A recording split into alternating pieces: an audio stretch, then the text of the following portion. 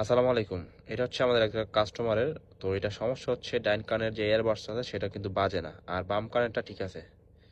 তো আমি এইটা দেইখা যা বুঝলাম, এটা হচ্ছে আপনার এই যে এয়ারবাডসটা আছে, এই যে পিনগুলো আছে, পিনগুলোর মধ্যে কিন্তু ময়লা ছিল। তো ময়লা থাকার কারণে চার্জ হয় নাই। আর আরেকটা সমস্যা হচ্ছে, এই যে বক্সটা আছে, বক্সের মধ্যে ওই যে পিনগুলো দেখতে পারতেছেন আপনারা।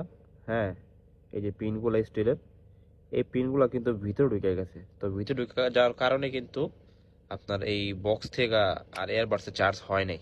ফোনের মাথা দিয়া তারপর এইখানে যে পিনটা আছে বক্সের ভিতরে, এই পিনটা একটু বাইর করে দিছি। এটা কিন্তু ভিতরে ঢুকে গেছিল, একটু বাইর করে দিছি। আর এয়ারবাডসের যে পিনগুলো আছে সেগুলো একটু পরিষ্কার করে দিছি। পরিষ্কার করার পর থেকে কিন্তু আমাদের এই এয়ারবাডসে চার্জ হইতেছিল। তো আপনাদের যাদের এরকম হঠাৎ করে সমস্যা হবে যে এয়ারবাডস বাজতেছে না বা চলতেছে না, তখন আপনারা এয়ারবাডসের এই যে পিনটা আছে পরিষ্কার করবেন।